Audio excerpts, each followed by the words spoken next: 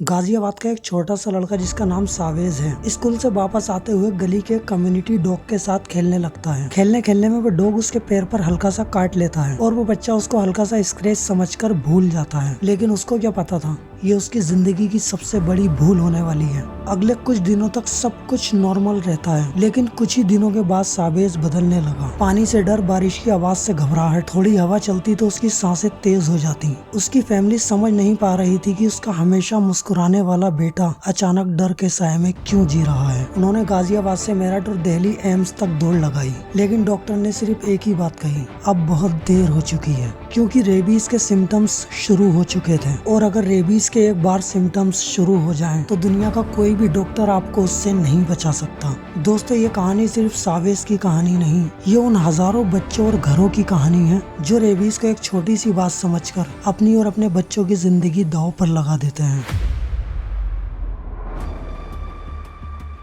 आज की इस वीडियो में हम समझेंगे रेबीज आखिर आया कहां से, ये वायरस बॉडी में क्या करता है, क्या सिम्टम्स होते हैं और सबसे इम्पोर्टेंट इसे 100% कैसे रोका जा सकता है। दोस्तों, रेबीज कोई मॉडर्न डिजीज नहीं, ये इंसानियत के सबसे पुराने दुश्मनों में से एक है। पुराने लोगों को पता था कि कुत्ते के काटने से कुछ ऐसा बुरा होता है जिसे वो समझ नहीं पाते थे, इसलिए पुराने जमाने में रेबीज को शैतानी पोजेशन या घोस्ट मैडनेस कहा जाता था। लेकिन साइंटिस्ट का मानना है कि रेबीज वायरस ओरिजिनली बेट्स में डेवलप हुआ, उसके बाद मैमल्स में स्प्रेड हुआ, बैट्स ने वायरस को कुत्तों जैसी स्पीशीज में पास किया और फिर कुत्तों के जरिए इंसानों में फैला। यानी ये डिजीज हजारों सालों से इंसानों का पीछा कर रही है और आज भी WHO के हिसाब से हर 9 मिनट में एक इंसान रेबीज से मर रहा होता है। कुत्ते के काटने के बाद क्या करना है, इसकी अवेयरनेस कम होने की वजह से हर साल 55,000 से ज्यादा लोग अपनी जान खो देते हैं, जिसमें ज्यादातर एशिया और अफ्रीका के लोग होते हैं। और इंडिया रेबीज के लिए एक एंडेमिक कंट्री है और दुनिया भर में रेबीज से होने वाली मौतें लगभग 36% सिर्फ इंडिया में होती हैं। और अब बात करते हैं रेबीज के सबसे डेंजरस और कंफ्यूजिंग पार्ट की, ये वायरस बॉडी में करता क्या है। जब इन्फेक्टेड डॉग किसी इंसान को काट लेता है तो रेबीज वायरस सलाइवा के थ्रू जख्म में एंटर करता है। कुछ टाइम बाद वायरस पेरिफेरल नर्व्स के अंदर घुस जाता है। पेरिफेरल नर्व्स वो जाल होता है जो हमारी पूरी बॉडी में फैला हुआ होता है। यहीं से ये धीरे धीरे नर्व्स के थ्रू स्पाइनल कॉर्ड की तरफ बढ़ता है। इस स्टेज में बॉडी बिल्कुल नॉर्मल लगती है, 10 दिन, 3 महीने, कभी कभी 1 साल तक।